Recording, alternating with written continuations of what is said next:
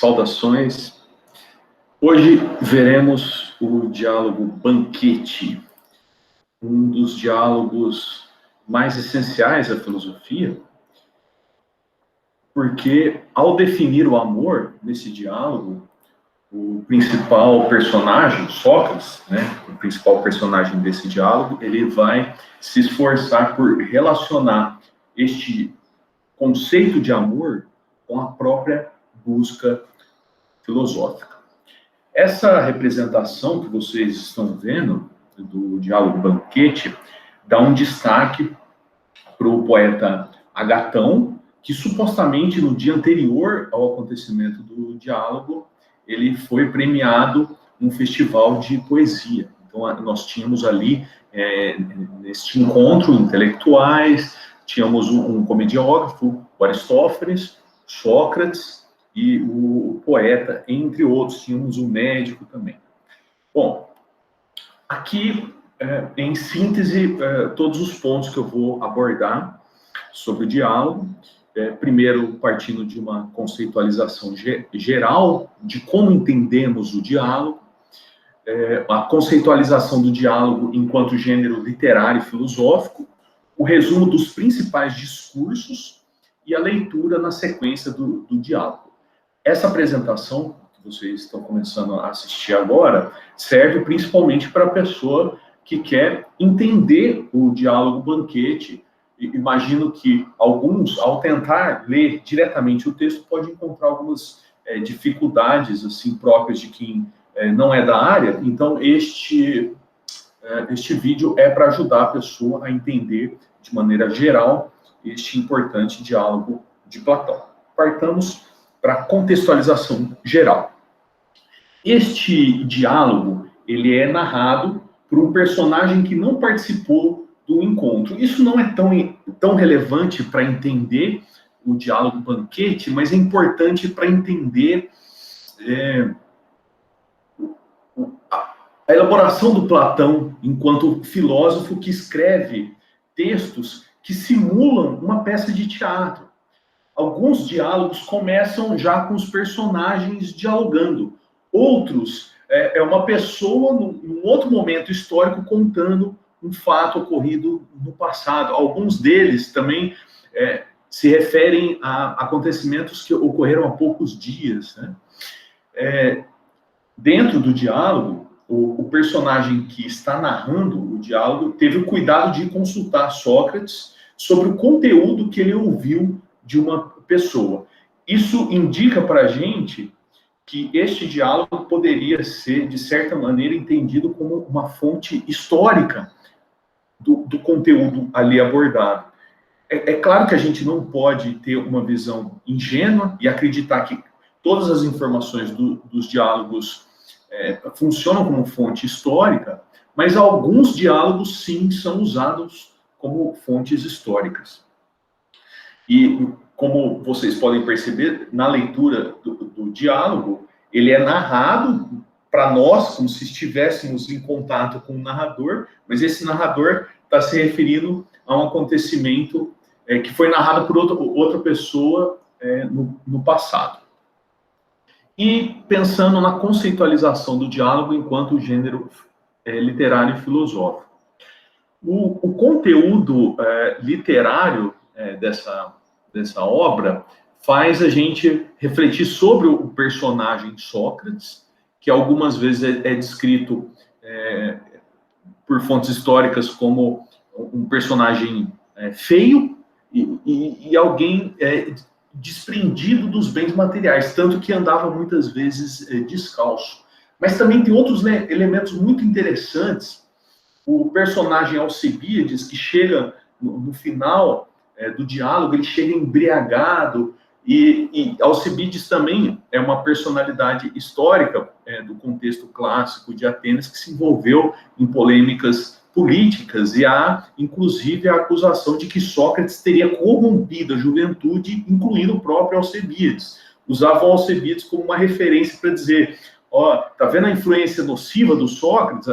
Alcibíades é um político sem caráter, e ele foi educado por Sócrates. Então, todos esses elementos passam sobre né, o gênero, como podemos entender esse gênero diálogo de Platão? Ele é um gênero literário, ele é um gênero histórico, ele mistura um pouco esses elementos. Aí tem o termo chamado doxografia, que é o termo que nós empregamos quando um autor se refere a outros autores, e esses outros autores que esse doxógrafo se refere, eles teriam um pensamento próprio, eles teriam conceitualizações filosóficas, eles teriam construções filosóficas. Este doxógrafo recupera, a partir da sua visão, da sua opinião, da sua doxa, ele recupera o pensamento de outros filósofos. Já em relação ao conteúdo filosófico, como eu já antecipei, é importante esse diálogo, porque ao definir o amor, o personagem principal, Sócrates, ele também relaciona a busca de algo que não se tem com relação ao conhecimento. O filósofo é aquele que ele não é nem sábio nem ignorante, mas ele busca algo que supostamente ele não tem, ele está entre o sábio e o ignorante. E o amor também tem essa componente de estar entre dois extremos e buscar algo que não se tem. Daí a importância desse diálogo para o contexto filosófico. E, além disso, chega-se à ideia que é possível encontrar um conhecimento em si, que, para quem tem alguma noção da filosofia idealista de Platão, essa realidade em si seria a própria verdade, enquanto nós viveríamos aqui na mímese, no mundo de aparência, a realidade em si, ela depende de uma busca intelectual para a gente chegar à essência das coisas, da importância deste diálogo para o contexto filosófico do pensamento de Platão. Bom, como eu já disse, o personagem Sócrates, ou o próprio filósofo, assim reconhecido historicamente Sócrates, é descrito como alguém muito feio e que somente em ocasiões raras ele usava calçado.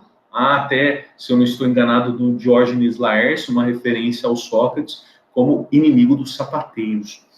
Então, a gente vai ver algumas referências a essas características, sobretudo no início do diálogo, em que o personagem observa que o Sócrates está arrumado e com calçado, eu pergunto, nossa, mas o que está acontecendo de tão inédito para você estar arrumado e com calçado? E isso entra, é inserido dentro do diálogo como uma referência a essa informação histórica. E outro elemento que, mais lá na frente do diálogo, a gente vai ver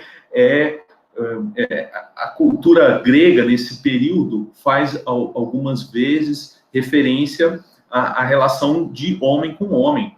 E Sócrates, né, neste momento do diálogo, neste diálogo em particular, é descrito como um senhor que tem contato com os jovens. E Alcibíades seria um jovem muito atraente e que supostamente poderia chamar a atenção do Sócrates. E isso também é um pano de fundo relevante para esse diálogo, mas, surpreendentemente, o Sócrates não demonstra interesse por esse jovem. Eu digo surpreendentemente pelo contexto que é colocado, e não que seria automático um senhor sentir atração por um jovem, sobretudo na nossa cultura. Isso não é tão óbvio como seria óbvio na cultura grega que é descrita aqui neste diálogo. Bom, e este diálogo, ele é composto, então, principal, assim, de maneira genérica, por 7 discursos aqui expostos de maneira resumida. Do Fedro, Pausanias, Erixímaco, Aristófanes, Agatão, Sócrates e Alcibíades. E o que trataria cada um deles? O Fedro apresentaria uma genealogia mítica do amor para argumentar que o amor é o mais antigo dos deuses. E também no seu discurso, Fedro argumenta que se numa batalha estivessem participando da batalha combatentes que se amassem, o amor uns pelos outros faria com que esse batalhão tivesse mais força do que os adversários. São características do discurso do Fedro. O Pausanias, ele rebate um pouco o discurso do Fedro, dizendo que faltou Fedro chamar a atenção aos diferentes tipos de amor. Um amor vulgar, voltado ao corpo, e um amor celeste, voltado à alma. Já o discurso do Erixímaco, que é um médico, ele relaciona o amor a uma pulsão da natureza, que aparece não somente nos seres humanos, mas nas plantas, nos animais, e também aparece na própria música, como se tivesse ali elementos de atração e repulsão na natureza, e então ele amplia o nosso entendimento de amor, referindo-se não somente à atração entre seres humanos, mas também pensando numa pulsão natural.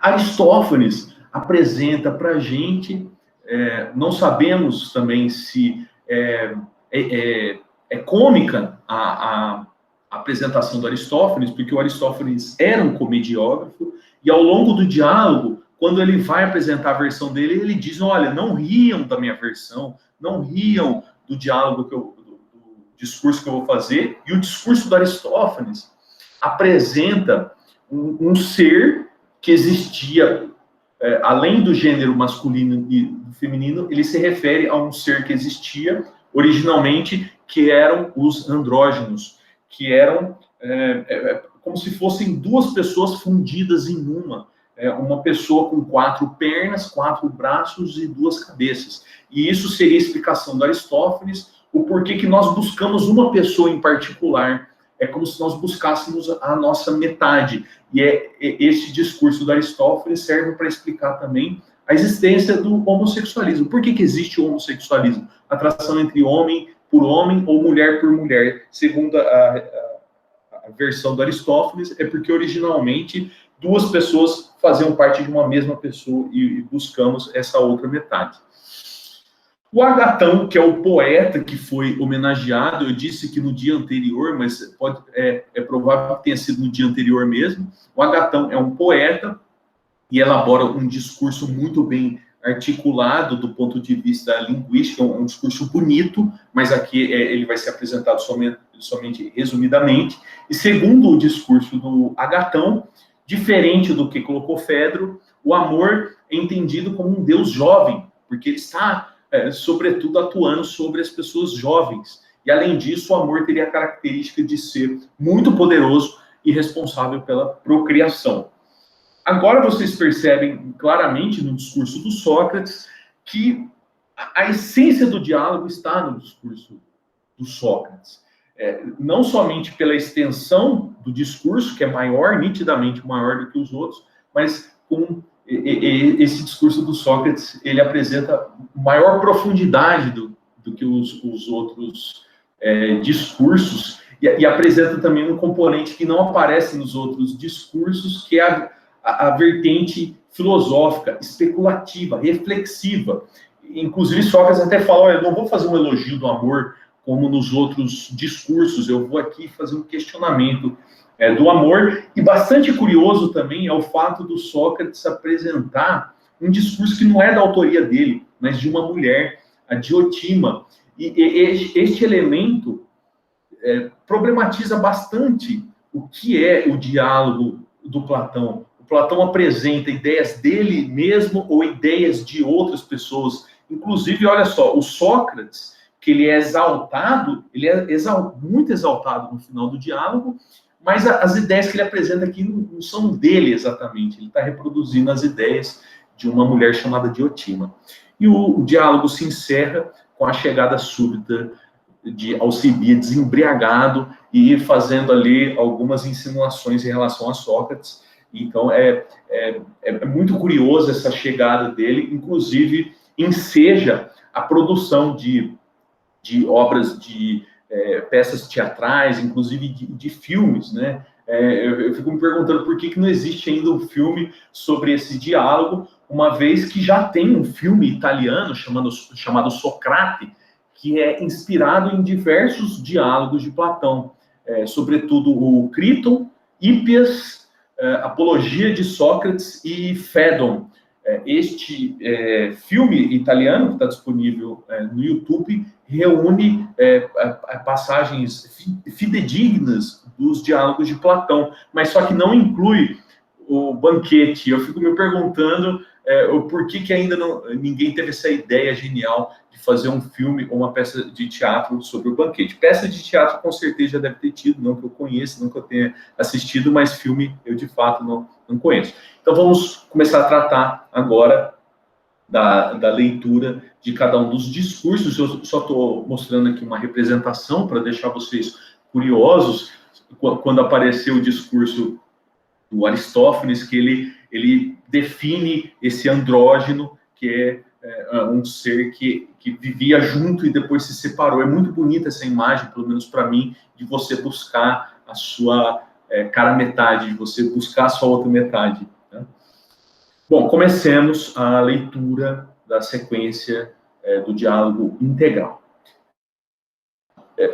Quem começa a contar para a gente a história é Apolodoro, que é como se Apolodoro estivesse no momento presente, como se a gente estivesse ouvindo de Apolodoro, mas Apolodoro, na verdade, vai contar um discurso que ele ouviu do Aristodemo. Quem aparece aqui dentro da história é o Aristodemo, de vez em quando, falando alguma coisa, mas o Apolodoro mesmo não estava na ocasião. E o Apolodoro foi lá confirmar com Sócrates as informações que ele recebeu do Aristodemo. Ou seja, Apolodoro chegou a conhecer Sócrates, mas tem alguns diálogos que contam histórias de pessoas que não chegaram a conviver com Sócrates. Isso é um fato curioso para a gente entender o que é um diálogo platônico. Então, já estamos aqui, o Apolodoro começa a contar a versão do Aristodemo. Aristodemo nos diz que encontrou Sócrates, e Sócrates, então, como que ocupando seu espírito consigo mesmo, caminhava atrasado. Depois de ele ter feito aquela observação que o Sócrates estava muito bem arrumado, eles se encaminharam para a casa do Agatão, e o Sócrates parou no meio do caminho e ficou lá refletindo sobre a vida. A primeira vez que eu tinha lido O Banquete, eu não tinha percebido a relação direta dessa cena aparentemente cômica com o próprio conteúdo do diálogo. No final, vocês vão entender que esse sentimento de amor está associado com um filósofo que ele busca algo que ele não tem. E olha só, o Sócrates está mostrando como acontece isso na prática. Ele fica lá refletindo para buscar uma ideia que ele não tem, que ele precisa desenvolver essa ideia. Então, esse jogo cênico é muito interessante, a gente só consegue perceber isso quando a gente fica atento a esses detalhes. Bom, aí o Agatão já recebeu o Aristodemo e o Sócrates na casa dele e pede para que o Sócrates se sente perto dele. Diz o seguinte, Agatão: Sócrates, reclina-te ao meu lado, a fim de que, ao teu contato, desfrute eu da sábia ideia que te ocorreu em frente à casa. Aí o Sócrates já mostra o caráter dele, que muitas vezes é reconhecido com ironia. Sócrates diz: seria bom, Agatão, se tal natureza fosse sabedoria, que do mais cheio escorresse ao mais vazio. Como se bastasse você chegar perto de alguém para você se tornar inteligente. Seria bom, diz o Sócrates, irônico. E continua Aristodemo.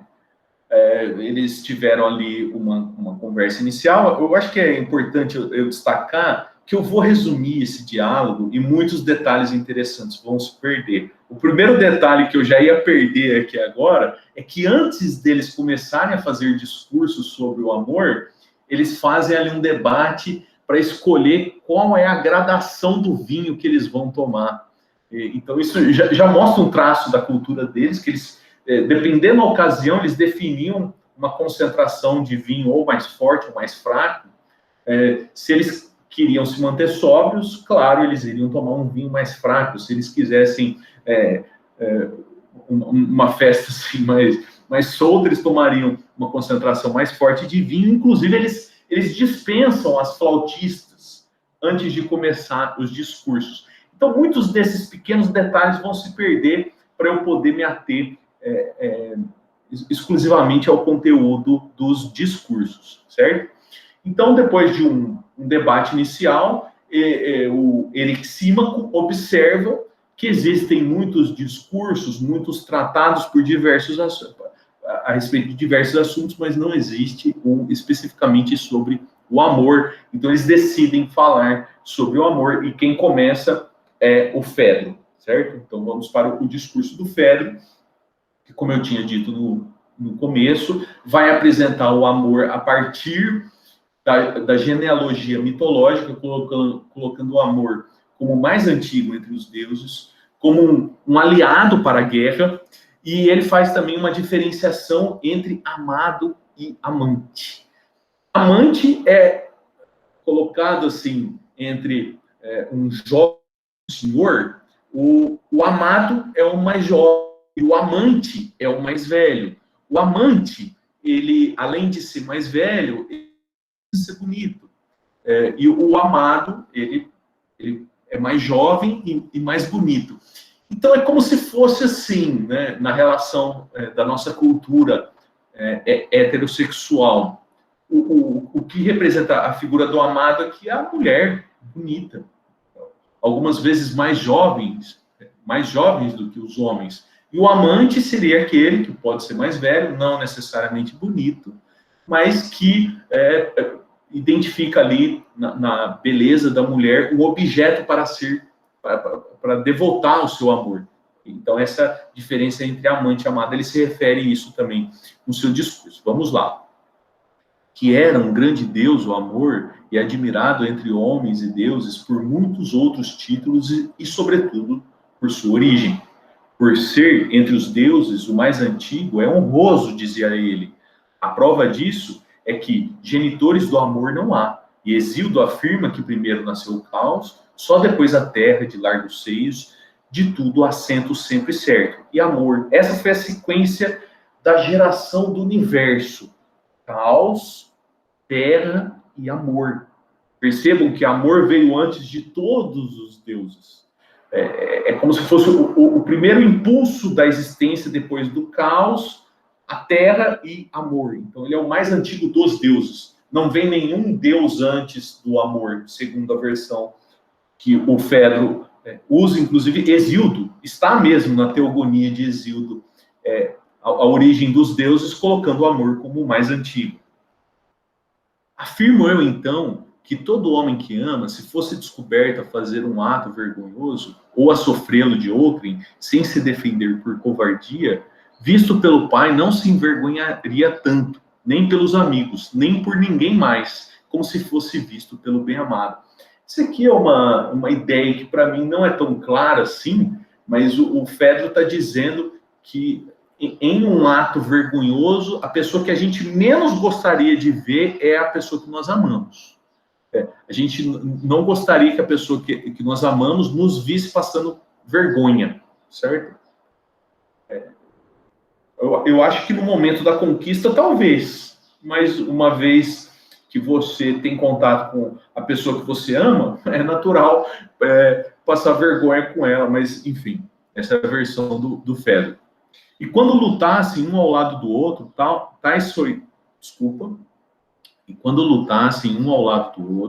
tais soldados venceriam, por poucos que fossem, por assim dizer, todos os homens. Eu já tinha também adiantado essa ideia de que se um batalhão fosse formado por pessoas que se amam, a vontade de defender a pessoa que ama faria com que esses que compusessem esse batalhão vencessem qualquer outro grupo. E agora, neste último parágrafo, ele vai se referir à ideia do amado e do amante. Mas, com efeito, o que realmente mais admiram e honram os deuses é essa virtude que se forma em torno do amor. Porém, mais ainda admiram-na e apreciam e recompensam quando é o amado que gosta mais do amante do que quando é este daquilo. O que é natural, como eu estava dizendo, é o amante gostar mais do amado. O amado gosta menos do que o amante. Mas, segundo Fedro, os deuses vão admirar ainda mais quando é o amado, aquele que é mais belo e mais jovem, gosta mais na relação do que a pessoa que é menos bonita e mais feia, certo? Este, então, é o discurso inicial do Fedro. Na sequência, temos o discurso do Pausanias. E aí ele faz uma crítica ao discurso do Fedro, porque o Fedro não diferenciou os tipos de amor. E aí o Pausanias vai apontar para nós a existência de um amor vulgar, que ele chama de pandêmio. Eu pus aqui pandêmico só para provocar, porque nós estamos passando por uma pandemia. Por que tem esse nome pandêmio? Pan é tudo, e demos é a comunidade das pessoas. Então, amor pandêmico é como se fosse um amor que atinge a maioria. Seria a porta larga, que é referida na Bíblia, que atinge o maior número de pessoas. E aí é o amor vulgar. E o outro tipo de amor é o amor sutil, é o amor celeste, em que o que está em jogo não é o desejo pelo corpo, mas é você valorizar virtudes morais, que aí a gente identificaria pelo amor ou pelo corpo ou pela alma. Então vamos lá para o pensamento do Pausânia. Todos, com efeito, sabemos que sem o amor não há Afrodite. Se, portanto, uma só fosse esta, um só seria o amor. Como, porém, são duas, é forçoso que dois sejam também os amores. E como não são duas deusas, uma, a mais velha, sem dúvida, não tem mãe e é filha de Urano, e é ela que chamamos de Urânia, a celestial. A mais nova, filha de Zeus e de Dione, chamamos-la de Pandêmia, a popular. A referência aos dois tipos de amor vem pela deusa correspondente, que é Afrodite, que tem uma versão mais velha, que é Urânia, e uma mais nova, que é a Pandêmia. E aí tem a divisão entre o amor vulgar e o amor celestial. Ora, pois, o amor de Afrodite Pandêmia é realmente popular e faz o que lhe ocorre, e é a que os homens vulgares amam. O que neles amam é mais o corpo do que a alma, e ainda mais desprovidos de inteligência, tendo em mira apenas o efetuar o ato, sem se preocupar se é decentemente ou não. Daí resulta, então, que eles fazem o que lhes ocorre, tanto o que é bom como o seu contrário. Trata-se, com efeito, do amor proveniente da deusa que é mais jovem que a outra e que a sua geração participa da fêmea e do macho. Ele associa esse amor vulgar àquele amor que se aplica indistintamente ao homem e à mulher. Aquele amor sublime, aquele amor espiritual, amor da alma, ele acredita, que está num contexto machista, ele acredita que este amor sublime só é capaz de ser sentido pelos homens. Mas aqui, eu acho que a gente não deve dar tanta importância a isso, porque tem todo um contexto ali cultural para justificar esse tipo de colocação. Mas o fato é que fica aqui registrado que esse amor sublime, dentro desse contexto, seria mais aplicado aos homens. E é mau aquele amante popular que ama o corpo mais do que a alma, pois não é ele constante. O corpo não é constante, o corpo muda por amar um objeto que também não é constante. Com efeito, ao mesmo tempo que cessa o vício do corpo, que era o que ele amava, alça ele o seu voo, sem respeito a muitas palavras e promessas feitas. Ao contrário, o amante do caráter, que é bom, é constante por toda a vida, porque se fundiu com o que é constante. Ele continua detalhando a diferença entre o amor vulgar, que se volta ao corpo, que é algo que muda, e o amor celestial, que se volta à alma, que, de acordo com a argumentação dele, é mais estável do que o corpo. Quando você se aproxima de alguém por gostar da alma dessa pessoa, os anos vão se passar e você vai continuar amando ela. Já se você se aproxima de uma pessoa por conta da beleza do corpo dela, os anos vão se passar e você vai se afastar dela, porque o que te aproximou dela é algo que é mutável. Então, este foi o discurso de Pausanias, colocando um ingrediente novo em relação ao discurso do Fedro. Temos agora o terceiro discurso, que é do médico Erixímaco. Inclusive, quando vocês forem ler o diálogo na íntegra, vocês vão ver que no discurso do Erixímaco ele se refere mesmo à medicina, que essa perspectiva que ele está colocando do amor é influenciado pelos estudos da medicina. De maneira genérica, o amor seria para ele a concórdia e discórdia entre os elementos, que aparece, por exemplo, nas estações e no ritmo musical. Diz ele, com efeito, quanto a ser duplo o amor, parece-me que foi uma bela distinção. Isso ele está se referindo ao discurso do Pausanias, que, porém, não está ele apenas nas almas dos homens e para com os belos jovens, mas também nas outras partes e para com muitos outros objetos, nos corpos de todos os outros animais, nas plantas da terra e, por assim dizer, em todos os outros seres, é o que creio ter constatado pela prática da medicina. Aqui. Então, ele disse que o discurso do Pausanias deixou de incluir esse sentimento de amor nas plantas e nos outros animais. Ele só se referia aos jovens. E aí, por conta de Eryxímaco ter estudado isso na medicina, ele sabe que se aplica também esse princípio de concórdia e discórdia, se aplica também a outros elementos da natureza. A nossa arte, grande e admirável, é o Deus, e a tudo se estende ele, tanto na ordem das coisas humanas como entre as divinas. É um princípio geral que se aplica ao homem, à natureza e aos próprios deuses, segundo Eryxímaco. A natureza dos corpos, com efeito, comporta esse duplo amor. O sadio e o mórbido são cada um reconhecidamente um estado diverso e dessemelhante, e o dessemelhante deseja e ama o dessemelhante.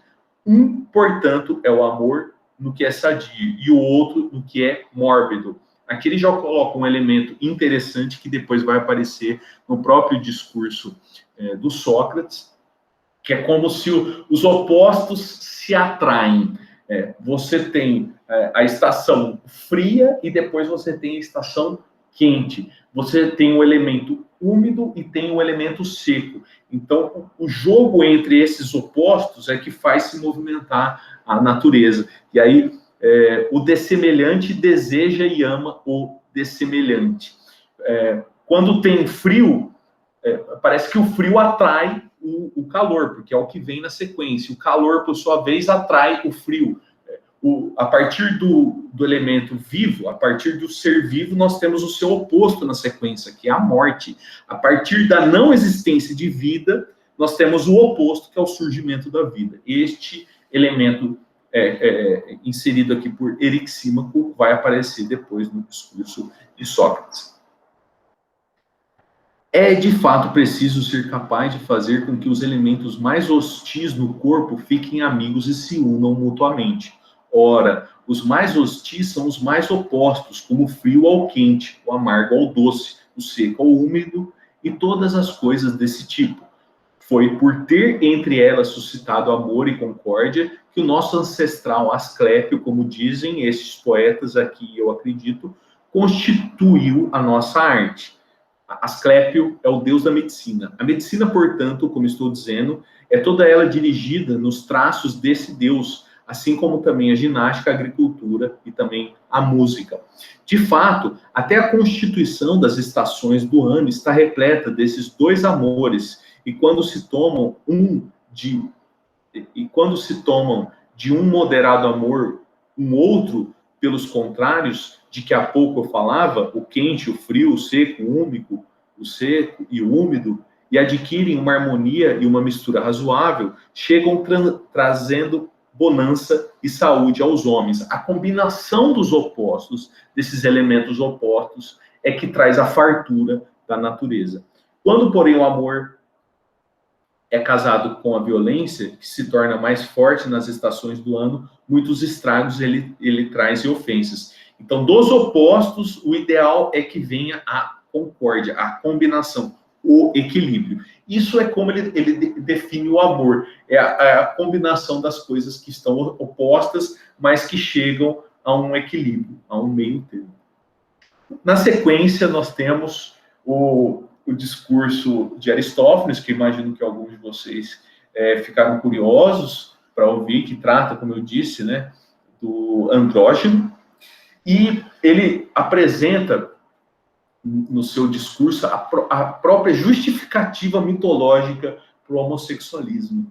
Eu achei muito bonito o discurso dele. Então vamos lá. Com efeito, nossa natureza outrora não era a mesma aqui de agora, mas diferente. Em primeiro lugar, 3 eram os gêneros da humanidade. Não 2, como agora, o masculino e o feminino, mas também havia mais um, o terceiro, comum a estes 2, do qual resta agora um nome. Desaparecida a coisa, andrógeno era então um gênero distinto, tanto na forma como no nome comum aos 2, ao masculino e ao feminino, enquanto agora nada mais é do que um nome posto em desonra.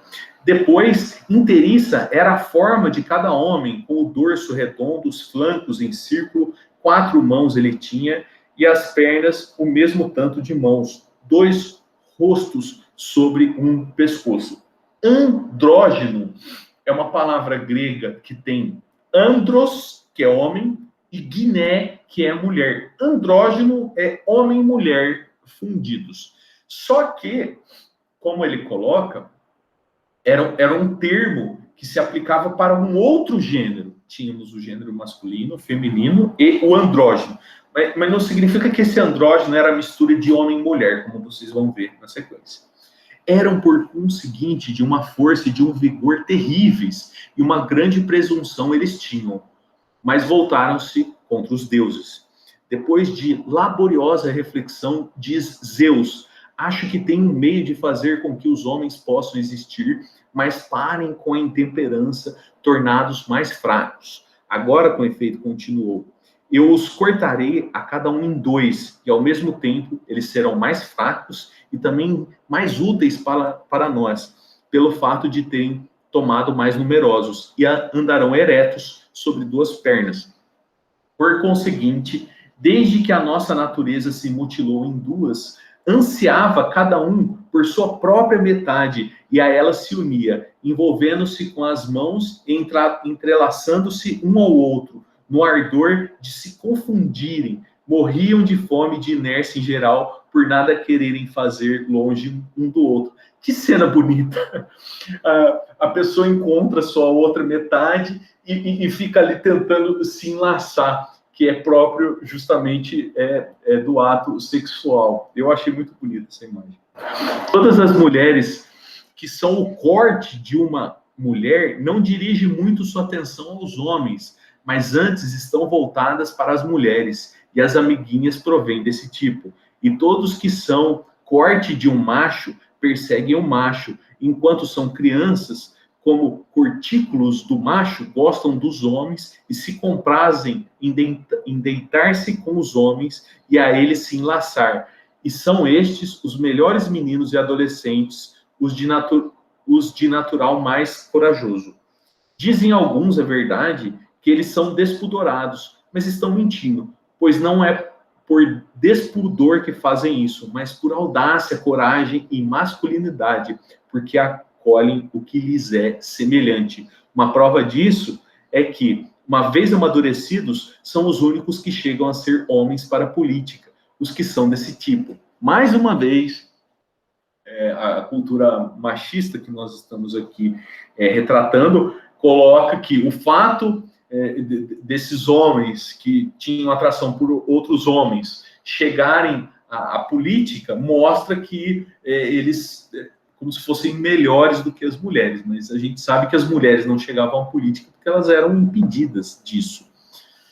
Agora vamos para o discurso do Agatão, que, como eu disse, é aquele poeta que foi homenageado e que saberia colocar palavras muito bonitas num discurso de defesa sobre o amor.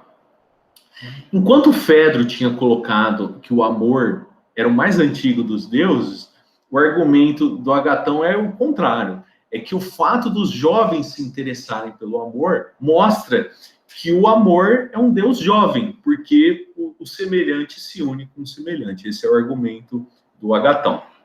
Ele continua também reconhecendo no amor a potência, a força, e ele usa nesse parágrafo maior o exemplo do deus Ares, que não domina o amor, mas só que é dominado pelo amor. Ou seja, nem o ser mais poderoso consegue dominar o amor, mas é o amor que domina até o ser mais poderoso. Também uma imagem bonita e interessante.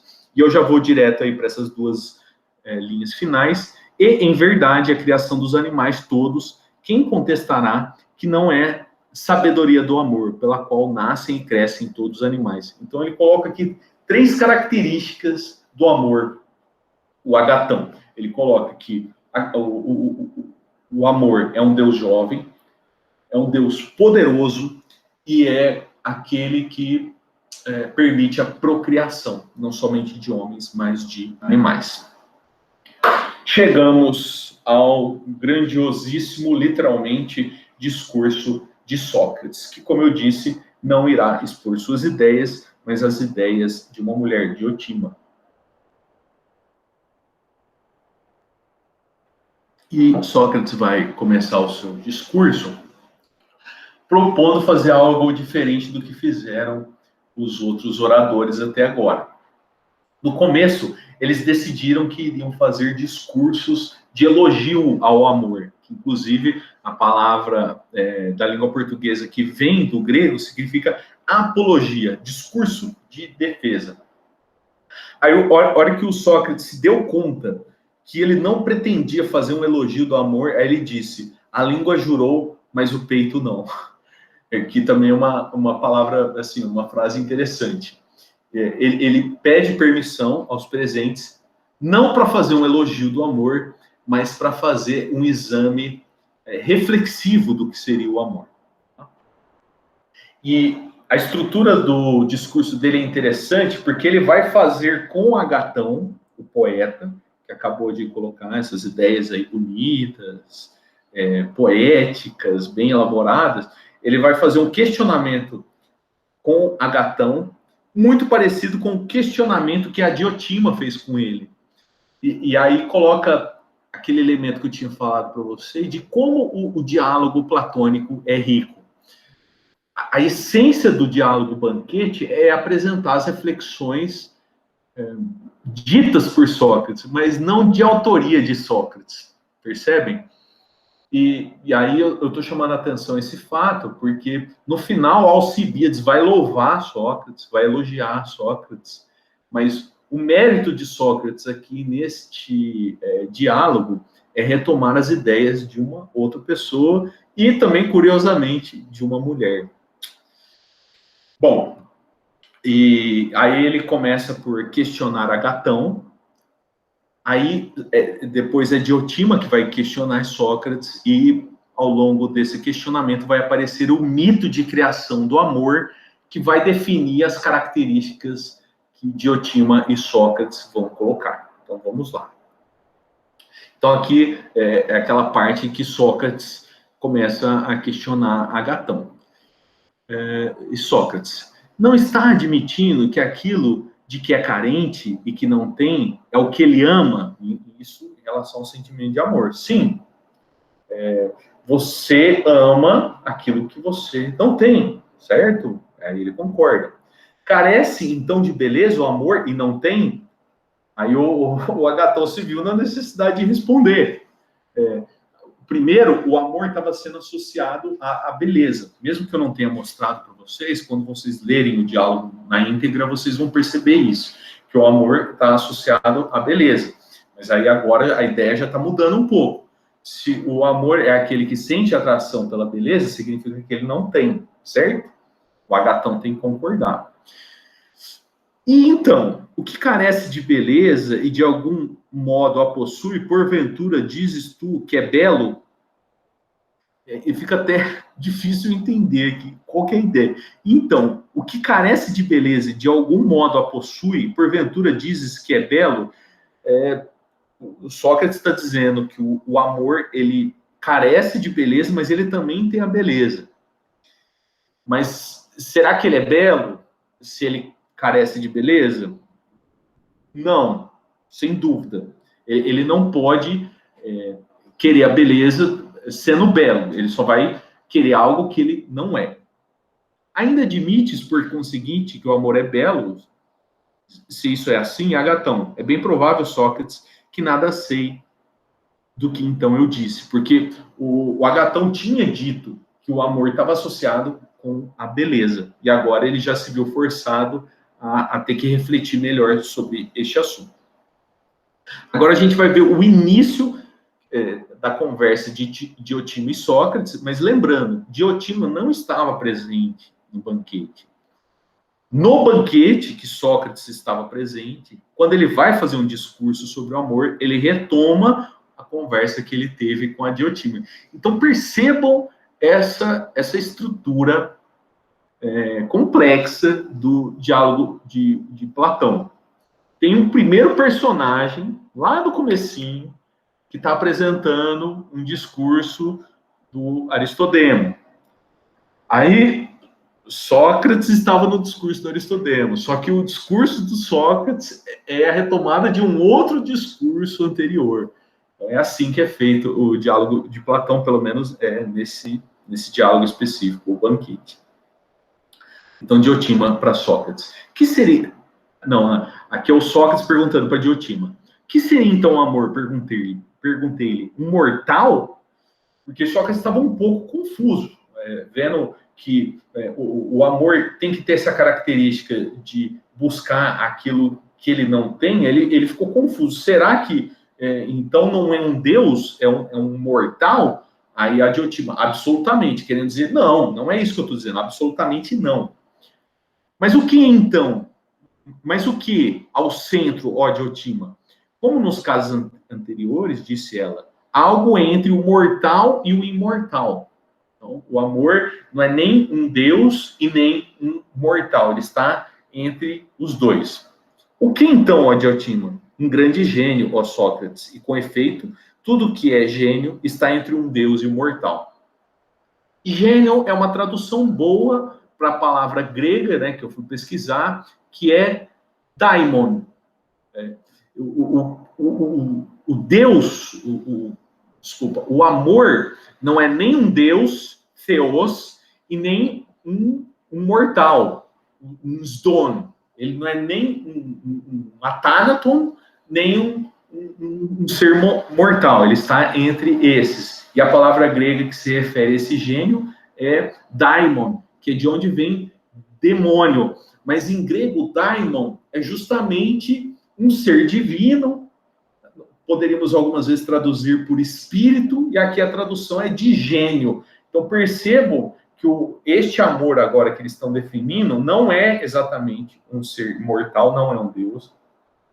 Mas, por outro lado, também, ele não é um ser mortal, ele não é como nós. Ele é como se fosse uma pulsão. Está chamando de gênio, mas aí vamos pensar numa força, certo?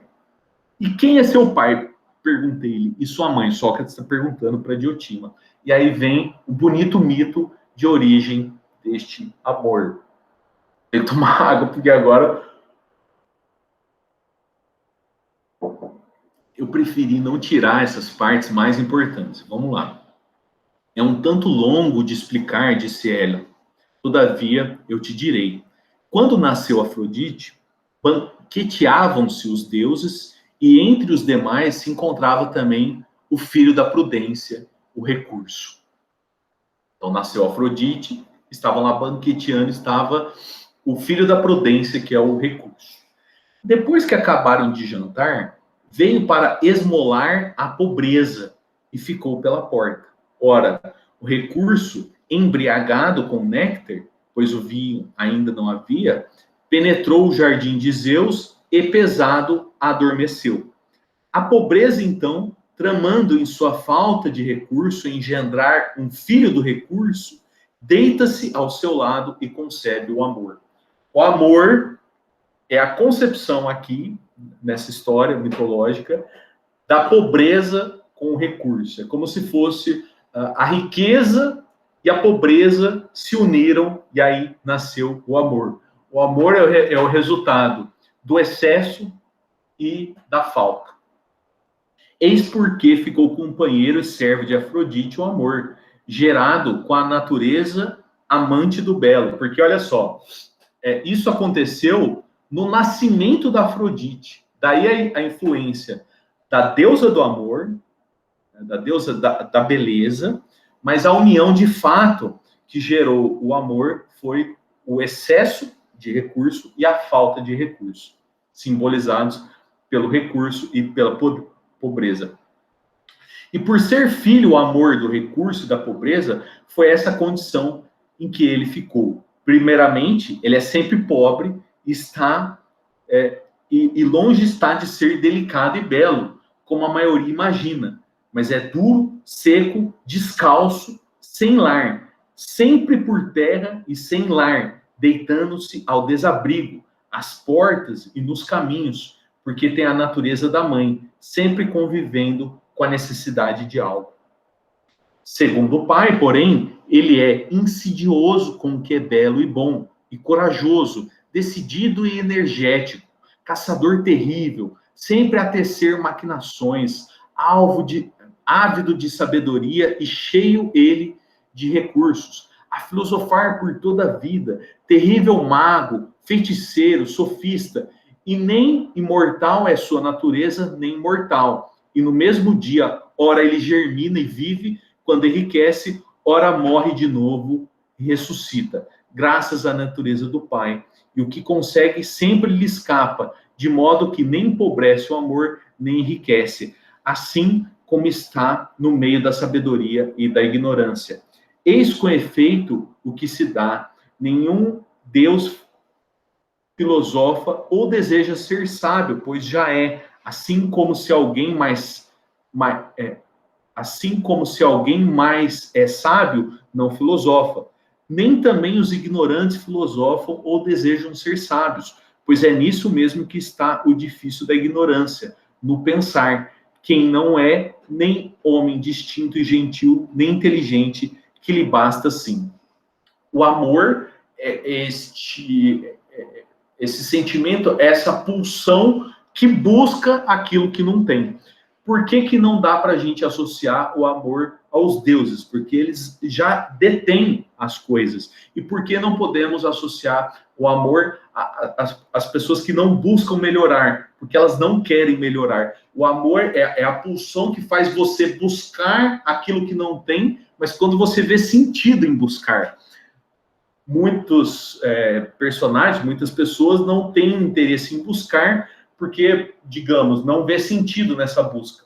Já o amor pode ser muito bem caracterizado, como aqui é o fato, é caracterizado como o sentimento, a pulsão do filósofo, que busca a sabedoria porque ele não tem. Já um Deus, ele detém a sabedoria, ele não precisa buscar.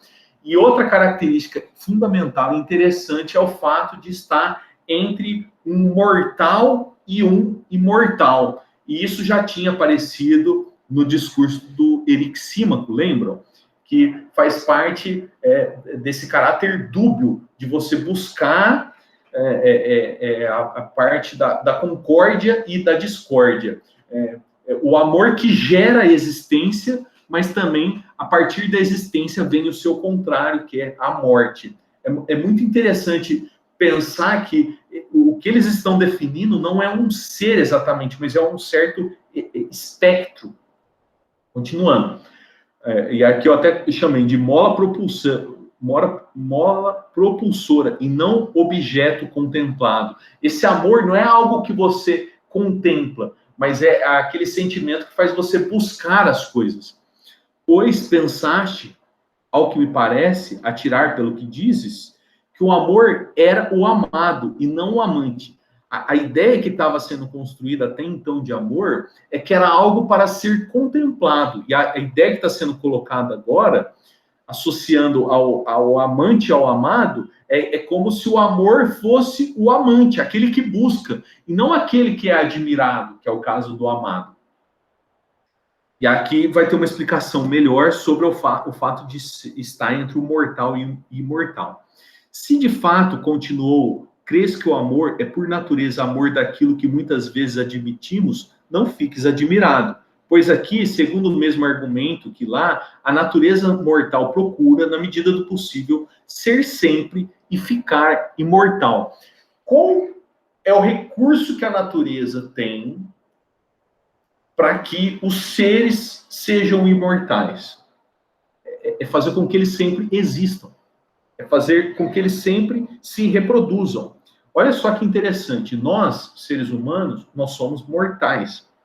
Mas a partir do momento que nós começamos a existir no planeta, nós nunca mais deixamos de existir. Nós temos um rastro de mortalidade. A humanidade é como se fosse imortal, né? Claro que ela é imortal, mas ela tem uma pulsão de existência imortal, mesmo nós individualmente sendo mortais. Porque essa mola propulsora faz com que a gente busque a existência, ainda que a gente esteja submetido aos opostos. A gente busca a existência, mas nós morremos. Uma vez que nós morremos, é possível vir outros seres para ocupar o lugar. É muito interessante isso. E ela só pode assim, através da geração, porque sempre deixa um outro ser novo no lugar do velho.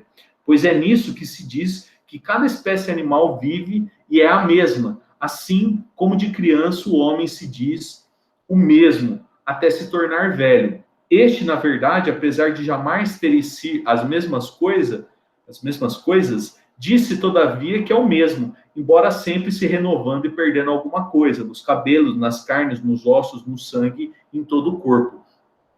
Nós somos o exemplo de como estamos entre a mortalidade e a imortalidade. Nós temos, supostamente, uma essência que não muda, que é própria de nós mesmos. Embora a gente esteja sempre mudando, ficando mais velho, com o cabelo branco, engordando, a gente está sempre mudando, mas supostamente tem algo que não muda. E não é que é só no corpo, mas também na alma, os modos, costumes, as opiniões, desejos, prazeres, aflições, temores, cada um desses afetos jamais permanece o mesmo em cada um de nós, mas uns nascem, outros morrem. Mas ainda mais estranho do que isso é que até as ciências não é só que umas nascem e outras morrem para nós, e jamais somos os mesmos na ciência, mas ainda cada uma delas sofre a mesma contingência. Esse ciclo que eu estava falando em relação à existência e não existência, ocorre também em coisas mais sutis, porque nós mudamos o nosso pensamento, os nossos interesses, eles se renovam, até as ciências que nós buscamos, né, os conhecimentos. A gente uma hora está interessado em estudar filosofia, outra hora estamos interessados em estudar mecânica, outra hora estamos interessados em estudar música, né? Então, esse ciclo que acontece na parte física acontece também na parte intelectual. Não te admires, portanto, de que o seu próprio rebento, todo ser por natureza o aprecie, em virtude da imortalidade que a todo ser esse zelo e esse amor acompanham. Tanto entre os gregos como entre os bárbaros, por terem dado à luz muitas obras belas e gerado toda espécie de virtude, deles é que já se fizeram muitos cultos por causa de tais filhos, enquanto que por causa dos humanos ainda não se fez nenhum. São esses, então, os casos de amor em que talvez, ó Sócrates, também tu pudesses ser iniciado. Essa parte aqui é um pouco abstrata, mas o que ele está dizendo é que dentre as coisas que podemos construir para serem admiradas e louvadas, estão os legados virtuais, os legados virtuosos. Virtuais seria o contrário. O que é um legado virtuoso? É você participar para construir, por exemplo, uma boa legislação de alguma coisa. É para você construir um patrimônio para a humanidade. Então, ele está falando dessa característica do amor, de buscar algo que não se tem, e que essa renovação acontece no corpo, acontece na alma. Mas quando este movimento do amor favorece a produção de um legado para a humanidade, isso sim é que é algo admirável. É como se fosse algo mais grandioso do que o indivíduo, na sua particularidade. E no parágrafo seguinte, que se eu não estou enganado, é um dos últimos, né, o penúltimo, aqui, nós temos a síntese de como esse sentimento do amor vai atuar na pessoa para que ela parta de um desejo simples, a partir da atração por uma pessoa pela qual ela sente atração, ela acha bonita, como a partir de uma coisa simples, você pode ir ascendendo até você elaborar coisas cada vez mais elaboradas e mais dignas de serem elogiadas. Eis com efeito em que consiste o proceder corretamente nos caminhos do amor, ou por outro se deixar conduzir. Em começar do que aqui é belo, em vista daquele belo, subir sempre, como se servindo-se de degraus. Você parte de algo belo, que supostamente você não tem. Aí esse é como se fosse o primeiro degrau. De um só para dois, e de dois para todos os corpos belos. Você começa conseguindo admirar a beleza de uma pessoa. Depois você parte desse degrau inicial para você reconhecer a beleza não só de um indivíduo, mas você reconhecer a beleza em geral, dos corpos em geral. Aí depois disso, aí continuando, e dos belos corpos para os belos ofícios, ou seja, é como se você conseguisse cada vez mais chegar num amor sublime. Como que você chega no amor sublime? Partindo de uma atração simples por alguém, depois reconhecendo que a beleza é própria, talvez, da humanidade, e depois disso você já parte para os ofícios belos. Você já se abstém da busca de corpos belos para a busca de ofícios belos. E aí, depois dos ofícios belos, de ciências belas. E aí, o último topo dessa hierarquia é você chegar numa ciência única do bem em si, do belo em si. Este é o caminho que o amor vai promovendo, vai incitando a gente a nos tornarmos melhor do que nós somos, buscando aquilo que nós não temos. Começando com a atração para o corpo, no caso, para uma pessoa, depois reconhecendo a beleza em geral, depois a busca de ofícios belos, depois a busca de ciências belas, até você chegar à ciência da contemplação.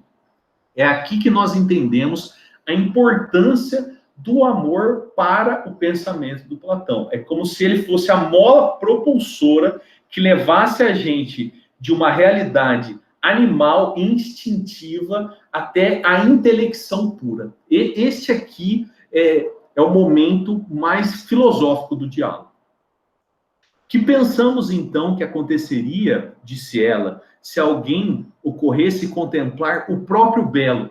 E aí, então, imagina o que ia acontecer quando você contemplasse o próprio belo.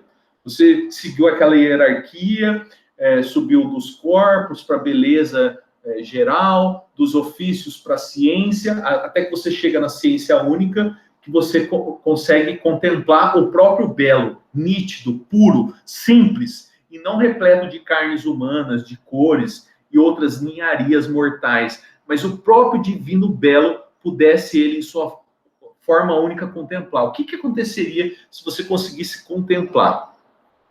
Porventura pensas, disse, que é vida vã a de um homem a olhar naquela direção e aquele objeto com aquilo com que deve, quando o contempla e com ele convive? Você acha que essa pessoa ela vai voltar a ter aquele amor pandêmico, aquele amor vulgar? Ou não consideras, disse ela, que somente então, quando vir o belo com aquilo que este pode ser visto, ocorrer-lhe-á produzir não sombras de virtude, porque não é em sombra que estará tocando, mas em reais virtudes, porque é no real que estará tocando. Aqui também é outro passo profundo da filosofia idealista, de você, atravessando essa hierarquia e chegando ao bem em si. A partir do momento que você chega no bem em si, você chegou na própria realidade. E aí as virtudes que você vai ser capaz de contemplar e operar não são virtudes de aparência, são virtudes que existem em si, que elas existem em essência. É isso que acontece, segundo o discurso da Diotima, retratado por Sócrates, quando você se deixa inspirar por esse amor à sabedoria. Lembrando que filosofia, etimologicamente, o amor que tem na palavra filosofia vem do verbo phileo, que é de você gostar. Já aqui estamos falando do amor que é o eros, da onde vem a palavra erótico. Mas uma vez que você se deixa contaminar por esse amor que leva você a buscar aquilo que você não tem, e se você é disciplinado suficientemente para buscar o amor que leva a questões elevadas mesmo da existência, você vai chegar à própria verdade, ao próprio bem em si. Essa é a justificativa para que o diálogo banquete tenha tanta importância no pensamento idealista de Platão. Chegamos, por fim, ao último, não discurso, porque vai ser em forma de debate, mas o momento em que Alcibiades chega ao banquete, chega embriagado, e aí a gente vai ver se essa representação em forma de desenho, aí, num quadro, se ela se justifica. Se vocês derem um zoom nessa imagem, aqui ó, no cantinho está escrito Gnótice Auton, que é o conhece-te a ti mesmo.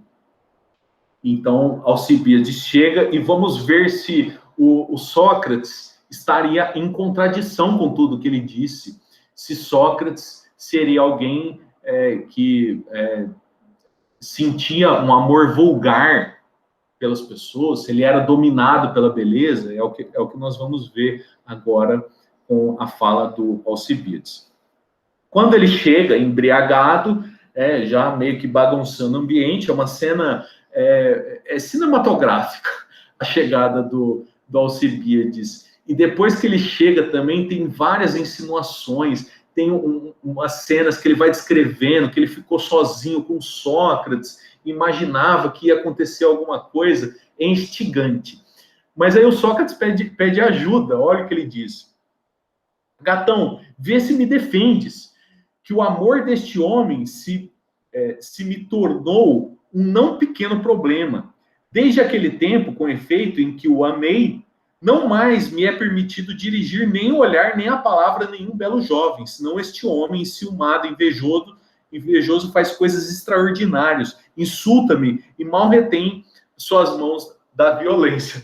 Quando Sócrates diz que amou o Alcibiades, que vai ficar claro aqui, é que ele não contemplou um ato, é que ele não teve uma relação homossexual com o Alcibiades, mas era uma relação amorosa, uma relação de trocas intelectuais, né? Mas só que o Alcibiades não entendeu assim.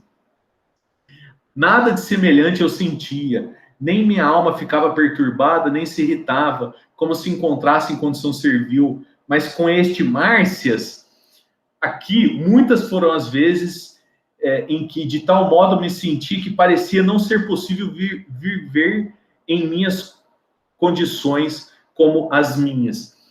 O que o Alcibiades está colocando é que ele ficou encantado com os discursos do Sócrates. Uma vez, porém, aí ele dá muitos outros detalhes que eu tive que cortar aqui para a gente resumir, mas ele coloca várias situações que ele encontrava com Sócrates e ele imaginava Alcibiades que, por ser muito belo, iria chamar a atenção do Sócrates, mas o que foi acontecendo é o contrário, que o Sócrates não demonstrava um interesse carnal pelo Alcibiades. É como se o Sócrates já conseguisse colocar em prática esse amor mais requintado de se interessar pela alma, de reconhecer num corpo belo a beleza em geral e está buscando ofícios elevados, virtudes elevadas, ciências elevadas, e não o corpo de uma pessoa. Mas só que o Alcibiades é como se estivesse preso a uma visão vulgar de amor. E aí ele ficava um pouco assim, admirado com o comportamento do Sócrates, e também admirava muito o conhecimento do Sócrates, né? E aí teve uma vez que o Sócrates precisou explicar para Alcibiades que é como se o Alcibiades estivesse propondo, olha, eu te concedo a minha beleza, você me concede a sua sabedoria. E aí, ó, eu só vou para a parte final ali das últimas linhas.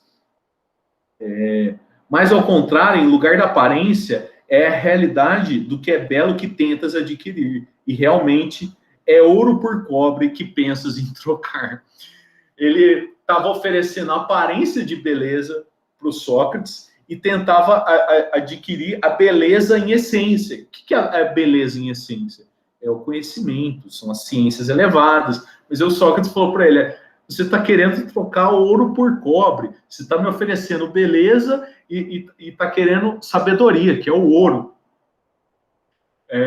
E aí o Alcibiades vai descrevendo por que ele admira tanto o Sócrates. Aí ele está colocando aqui uma situação, depois vocês podem ler com calma, em que o Sócrates resistia ao frio, enquanto todo mundo estava lá colocando vários recursos ali para sentir menos frio, o Sócrates continuou com a mesma roupa, e também conta uma outra situação, que o Sócrates também ficou ali depurando uma ideia ao longo da madrugada. Mais uma vez, olha só, gente, que interessante. Não teve aquela passagem no começo que ele ficou lá meditando, como se ele não tivesse o conhecimento e precisasse, então, ter algo que não tem, buscar algo que não tem, que é o que o amor pode oferecer. Mais uma vez aqui, o Alcibiades está descrevendo uma situação em que o Sócrates ficou meditando praticamente um dia inteiro, até ele conseguir aquilo que ele não tinha. Isso está mostrando duas coisas, pelo menos. Primeiro, que o Alcibiades, o Sócrates deixou o Alcibiades no vácuo, né? O Alcibiades estava totalmente apaixonado pelo Sócrates, mas também com uma concepção vulgar de amor, imaginando que o Sócrates ia querer possuir o Alcibiades, quando não foi isso que aconteceu. Isso por um lado. Por outro lado, o Alcibiades está aqui ajudando a gente a entender quem foi esse Sócrates. Entendendo que o diálogo de Platão fornece para a gente informações históricas sobre o Sócrates, olha aqui, ele está dando informações sobre o caráter desse Sócrates, que era alguém, de fato, muito elevado. Bom, gente, e aí o diálogo termina com, eu acho que alguns personagens, né, foram dormir, o único que ficou acordado até o final foi o Sócrates, inclusive no dia seguinte ele ainda saiu, foi para o mercado, e só no outro dia que ele foi dormir, mostrando como o Sócrates, de fato, era um ser peculiar. Nessa exposição de hoje, eu fiz a contextualização geral sobre como podemos entender o diálogo platônico. Aí, passamos para a parte de entender no diálogo banquete os elementos literários, né, desse diálogo e também os elementos filosóficos. Vimos, em resumo, todos os principais discursos e fizemos a leitura na sequência do diálogo integral. Então é isso, o diálogo assim, tem muitas informações e por isso o vídeo ficou tão longo, mas também para mim é uma honra poder reunir esse material. Na descrição desse vídeo vocês vão ter referência às imagens que eu usei e também referência ao texto que está na coleção Os Pensadores, e tem a tradução do José Cavalcante de Souza, que foi o orientador do Benoit, que foi um professor que eu tive na Unicamp. Então, muito obrigado, espero que vocês tenham gostado, espero que vocês tenham amado este vídeo. Até mais, gente.